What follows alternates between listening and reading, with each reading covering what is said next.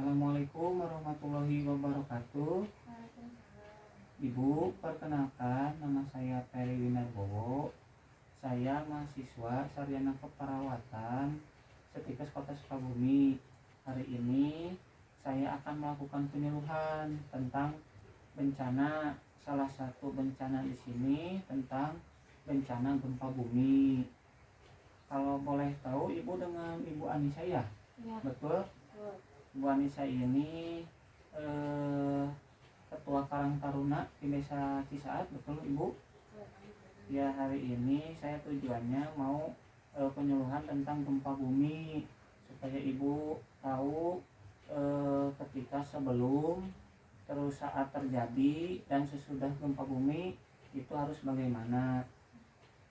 Untuk waktu penyuluhannya kurang lebih 10-15 menit.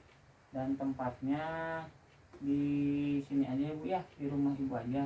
Bagaimana Ibu bersedia? Ya, bersedia. Bersedia ya Bu ya? Tidak mengganggu waktu Ibu ya? Tidak.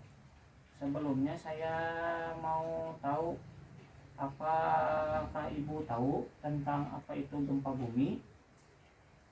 Kayak guncangan gitu ya, kayak Guncangan, getaran. ya. Itu juga udah benar ya Bu ya. Mari kita kita jelaskan satu persatu apa itu gempa bumi. Di sini sudah ada ya Bu ya teorinya. Gempa bumi itu adalah suatu proses alam berupa getaran secara tiba-tiba, pelepasan energi yang mendadak dari dalam bumi. Pelepasan energi ini timbul akibat pergerakan kulit bumi yang dikenal sebagai lempeng atau plate tektonik. Pergerakan lempeng ini menimbulkan tumbukan antara lempeng secara perlahan dan terus-menerus sehingga terjadi peningkatan energi potensial yang akhirnya akan mematahkan lempeng tersebut secara mendadak dan menimbulkan pelepasan energi yang sangat besar sehingga menimbulkan getaran atau gempa bumi. Yang tadi sudah dijelaskan ya, ada getaran dan guncangan. Gempa bumi ini merupakan bencana alam yang paling banyak menimbulkan korban. Bencana ini bersifat mendadak dan hampir tidak dapat diperkirakan kapan akan terjadinya, kecuali gempa susulan yang terjadi beberapa saat setelah getaran pertama. Jadi ketika ada gempa bumi yang pertama itu tidak dapat dideteksi itu ya dengan alat.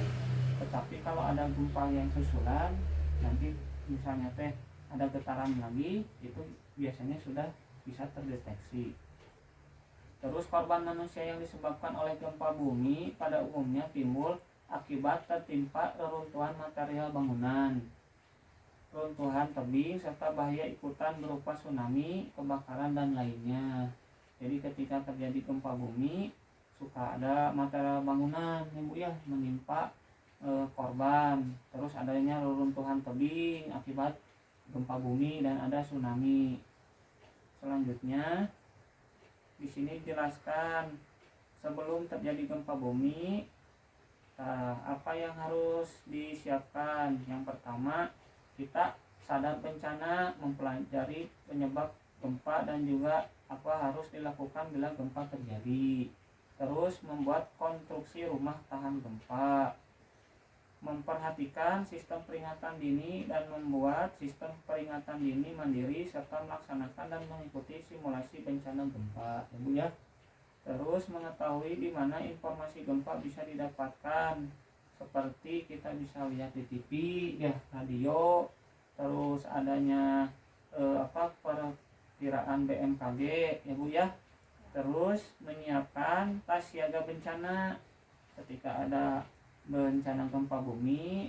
Kalau sudah ada tas siaga bencana, merupakan tas yang berisikan perlengkapan persediaan dasar yang terdiri dari senter, air mineral, radio, dokumen berharga, dan lainnya. Jadi sebelum terjadi gempa bumi kita harus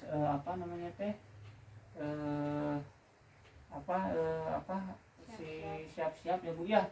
Jadi yang barang-barang berharga seperti misalnya ijazah, terus sertifikat kita sudah dimasukkan ke dalam satu tas. Jadi ketika ada gempa bumi kita nggak cari-cari dulu, kita langsung membawa tas yang berisikan dokumen-dokumen yang berharga.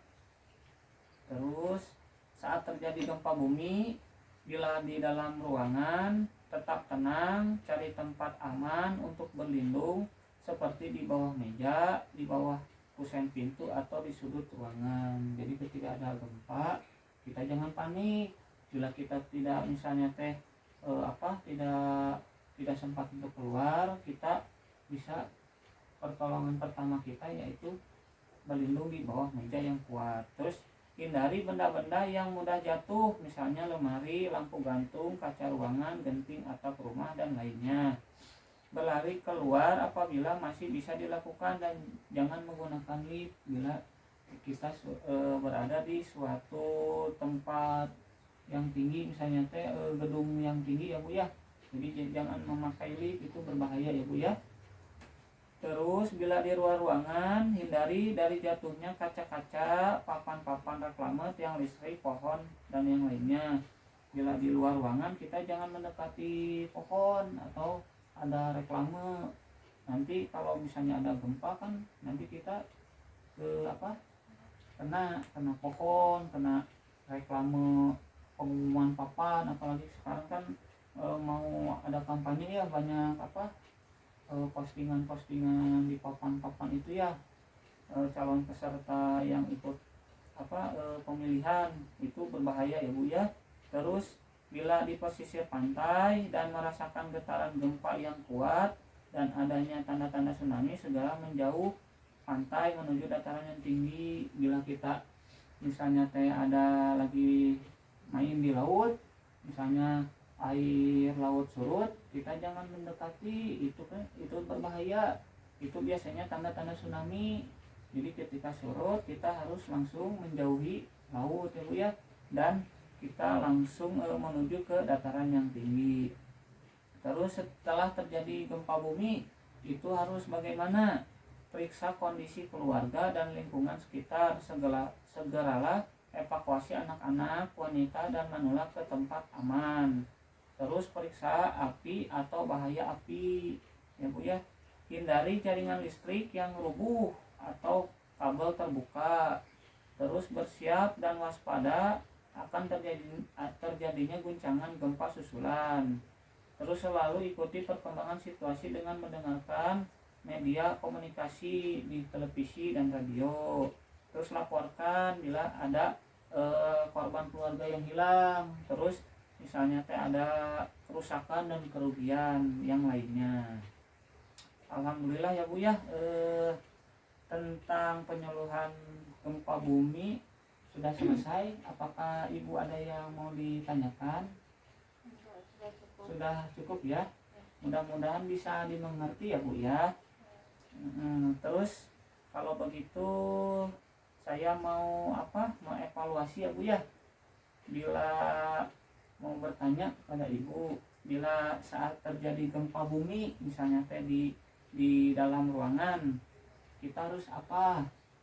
Kalau di dalam ruangan Ya. tetap tenang, Ya. cari tempat yang aman untuk Ya. berlindung. Ya. Contohnya misalkan di bawah meja.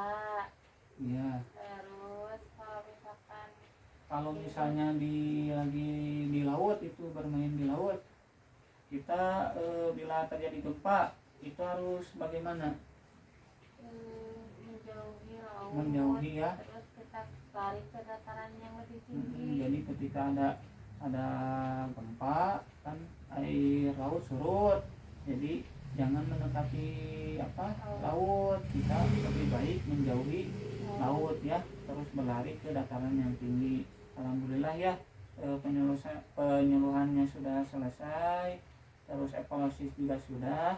Nanti tindak lanjut selanjutnya saya besok akan kesini lagi ya, kita mengadakan simulasi tentang gempa bumi dengan masyarakat sekitar ya, dengan warga kampung Ibu ya, sama pemuda-pemuda karang taruna yang lain.